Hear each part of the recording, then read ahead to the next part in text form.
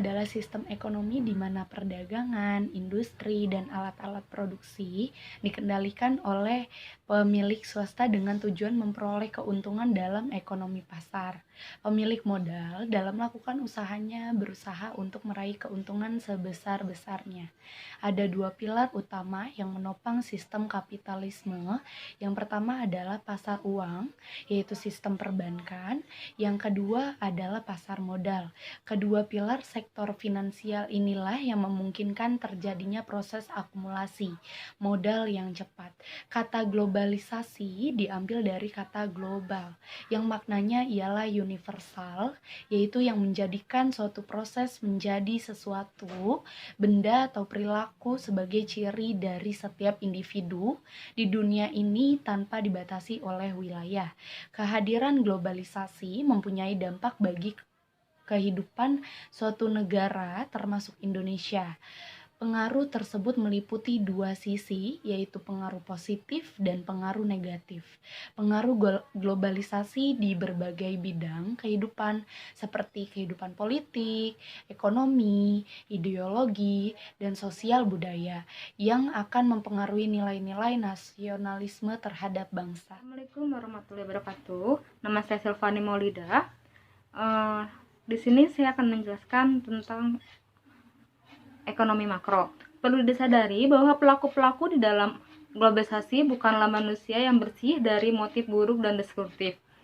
Sesama manusia, mereka bukanlah kumpulan malaikat suci dari praktik-praktik yang bersifat eksploitatif. Faktor yang dapat memicu globalisasi itu sendiri adalah hasil proses pengambilan keputusan yang bermotif politik. Di negara kekaulatan yang melanda perekonomian dunia, setiap negara berupa menyelamatkan diri tanpa perlu menghiraukan dampaknya terhadap negara-negara lain. Sehingga pada akhirnya pemukul semua negara tanpa terkecuali. Dampak positifnya adalah 1. Pasar yang terbuka untuk produk-produk ekspor. Yang kedua, mudah untuk mengakses modal investasi yang berasal dari luar negeri. Yang ketiga, mudah mendapatkan barang yang dibutuhkan masyarakat dan belum produksi di Indonesia. Yang keempat, kegiatan pariwisata akan meningkatkan sehingga mampu membuka lapangan kerja dan juga menjadi ajang promosi produk Indonesia. Dampak negatifnya yaitu masuknya tenaga kerja asing. Yang kedua, hilangnya pasar produk Indonesia karena kalah bersaing dengan produk luar. Ketiga, usaha-usaha di Indonesia akan mati karena banyak produk impor berada di pasaran di Indonesia. Dan keempat adalah kurangnya lapangan kerja karena semakin banyak tenaga asing masuk, maka lapangan kerja untuk warga negaranya sendiri akan berkurang. Assalamualaikum warahmatullahi wabarakatuh. Perkenalkan, nama saya Rangga Saputra. NIM saya 1810112556. Jadi saya di sini akan meneruskan, yaitu adalah over ekspansi. Krisis perbankan di Indonesia itu tergolong yang paling parah dan relatif mahal di dunia sepanjang abad lalu. Beban biaya yang ditanggung oleh perekonomian Indonesia itu mencapai 47% dari produk domestik bruto atau yang bisa disebut PDB.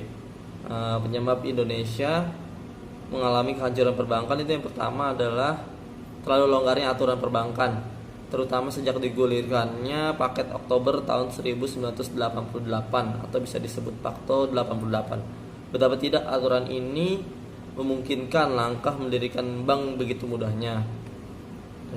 Sehingga dalam waktu yang relatif singkat jumlah bank itu menjambur. Yang kedua adalah bank dan sektor real kian terintegrasi di dalam jalinan kepemilikan seseorang atau kelompoknya sama. Keadaan ini sebetulnya tidak akan membawa dampak yang terlalu negatif seandainya aturan main ditegakkan. Terus yang di pihak lain, permasalahan pokok yang sering dihadapi sektor perbankan di Indonesia adalah yang pertama adalah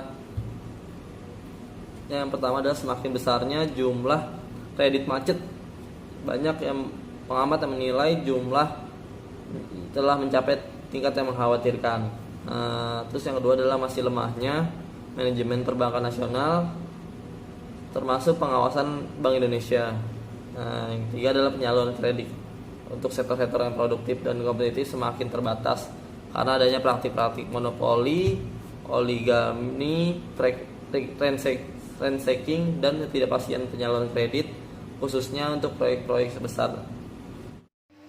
Perkenalkan, nama saya Deborah Paramita. Saya akan membahas suatu bisnis. Bisnis adalah hal sangat penting di era globalisasi saat ini.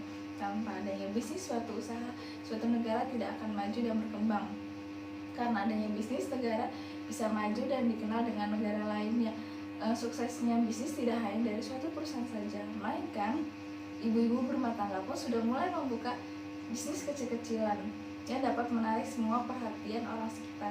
Bagaimana cara sukses dalam berbisnis di era globalisasi saat ini? 1. Perbanyak berinovasi. 2. Berkreasi menumbuhkan semangat dalam berwirausaha. 3. Harus siap menghadapi tingginya kompetisi dalam menghadapi pasar global dan pasar lokal.